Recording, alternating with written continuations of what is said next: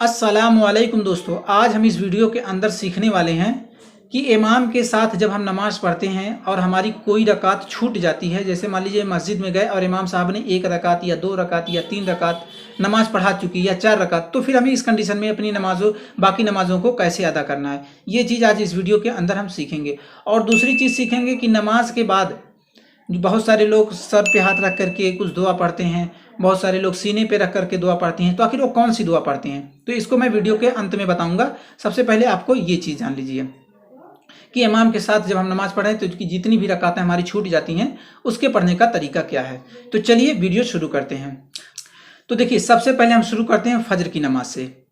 मान लीजिए फजर की नमाज में आप गए और इमाम साहब ने 1 रकात पढ़ ली, ठीक। तो इस कंडीशन में आपको जमात में शामिल हो जाना है। जब इमाम साहब सलाम फेरेंगे तब आपको जो है, जैसे ये पहला सलाम फेरेंगे आपको खड़े हो जाना है। आपको सबसे पहले सूरह फातिहा पढ़ना है, फिर कोई सूरत मिलानी है, फिर आपको रुकू और सजदा करके जो है तहियात में बैठ करके तहियात और दुरूद इब्राहिमी और दुआ मासूरा पढ़ के नमाज को मुकम्मल करना है, जैसे बाकी नमाज मुकम्मल करते हैं।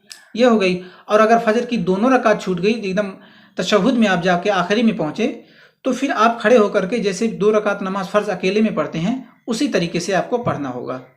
यानी दोनों रकातों में सूरह फातिहा के बाद सूरत मिलाना है, यानी जैसे अकेले पढ़ते हैं 2 रकात फ़र्ज, उस तरीके से पढ़ना होगा। और ये मसला सारे नमाजों के लिए, जैसे ज़ोहर हो गया, असर हो गया, मगरिब हो गई, इशा हो गई, चारों में यही कंडीशन लागू होगा कि अगर आप चौथी रकात में पहुँचते हैं तो जब इमाम साहब सलाम फेरेंगे तो चौथी रकात में उठने के बाद आपको जो है एकदम जैसे आप अकेले नमाज पढ़ते हैं इस तरीके से आपको नमाज पढ़नी होगी, अगर चारों रकात छूट गई है तो।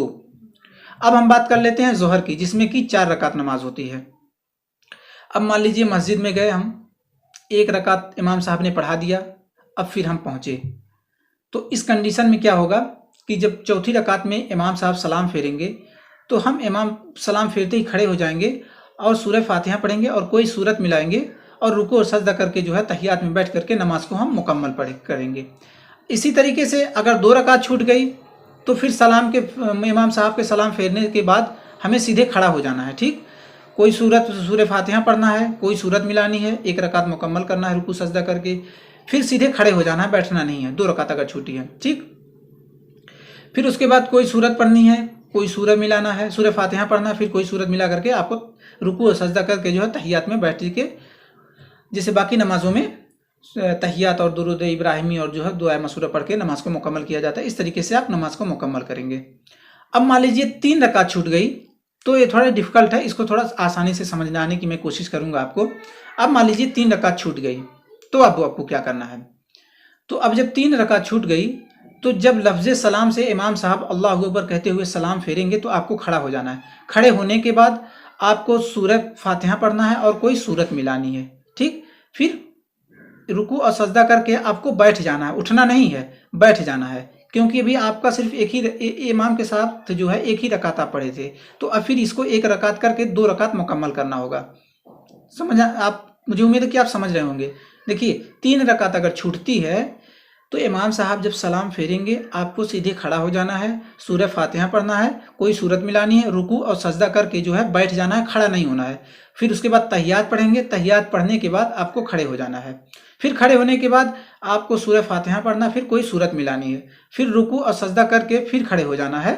फिर उसके बाद जो है तीसरे में जब आप पहुंचेंगे, यानी फिर जब अपना जो तीसरा कर रहे हैं, फिर उसमें लास्ट वाले में जो है आपको सूरह फातिहा पढ़ने के बाद कोई भी सूरत नहीं मिलानी, सीधे जो है रुकू और सजदा करके तहियात में बैठ करके तहियात और दुरूद इब्राहिमी और दुआ मासूरा जिस तरीके से नमाज मुकम्मल की जाती है उस तरीके से नमाज मुकम्मल करना है। अब अगर मान लीजिए चौथी रकात में पहुंचे तो चौथी रकात का जो मैंने कंडीशन बताया कि इमाम के सलाम फेरने के बाद आपको 4 रकात ऐसे ही नमाज पढ़नी जैसे आप अकेले पढ़ते हैं। अब इस तरीके से जो मैंने फजर, जोहर, असर, मगरिब नहीं, इशा, इन तीनों का ऐसे ही पढ़ना है, लेकिन मगरिब का थोड़ा सा अलग है, उसको भी मैं आपको समझाने की कोशिश करूंगा। देखिए मगरिब में अगर आप की 1 रकात छूटती है तब तो आपको वैसे ही पढ़ना है कि इमाम जब सलाम फेरते हैं तो आपको खड़े हो जाना है, कोई सूरह फातिहा पढ़ना है, कोई सूरत मिलानी है और बैठ करके जो है नमाज को मुकम्मल कर लेना है तहियात पढ़ करके। अब अगर 2 रकात नमाज छूटती है तो फिर आपको क्या करना होगा। तो देखिए 2 रकात अगर नमाज आपकी छूटती है तो जब इमाम साहब सलाम फेरेंगे तो आपको खड़ा होना है, कोई सूरत मिलानी है, कोई सूरह फातिहा पढ़ना है और फिर कोई सूरत मिलानी है। फिर उसके बाद रुकू और सजदा करके आपको बैठ जाना है। पहले आपको 2 रकात मुकम्मल करना होगा, बैठ करके तहियात पढ़ करके फिर आपको सीधे खड़ा हो जाना है। फिर आपको जो है सूरह फातिहा पढ़ना है और फिर कोई सूरत मिलानी है। फिर उसके बाद रुकू और सजदा करके फिर बैठ जाना है। यानी मगरिब में अगर इस तरीके से नमाज छूटती है तो समझ लीजिए 3 बार तशहुद में आपको बैठना पड़ता है। तो मैं आपको मगरिब की एक बार और समझाने की कोशिश करता हूँ। मगरिब में अगर पहली रकात छूटती है तो सलाम फेरने के बाद खड़ा होंगे, सूरह फातिहा पढ़ेंगे, कोई सूरत मिलाएंगे, फिर उसके बाद तशहुद में बैठ करके अपनी नमाज को मुकम्मल करेंगे। और अगर 2 रकात छूटती है तो सलाम, इमाम साहब के सलाम फेरते ही आपको खड़ा होना है, सूरह फातिहा पढ़ना है और कोई सूरत मिला करके जो है रुकू और सजदा करके आपको बैठ जाना है। ठीक, फिर उसके बाद तशहुद पढ़ना, तशहुद पढ़ने के बाद आपको फिर खड़ा हो जाना है। फिर उसके बाद आपको सूरह फातिहा पढ़ना और कोई सूरत मिलानी है।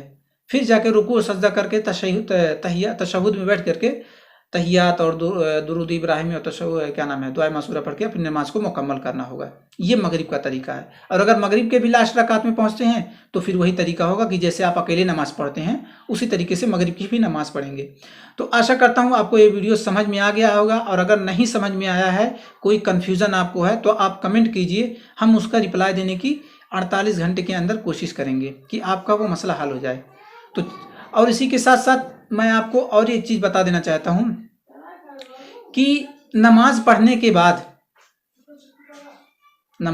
के बाद ये सर पे हाथ रख करके क्या पढ़ते हैं, बहुत से लोग सीने पे हाथ रख करके क्या पढ़ते हैं। अगर ये जानकारी आपको नहीं, ऊपर आपको एक वीडियो दिख रहा होगा, आप उसको पे क्लिक करके आप वो वीडियो देख लीजिए। उसमें मैंने आपको तफसील से बताया है कि सर पे हाथ रख करके और सीने पे रख करके क्या पढ़ते हैं।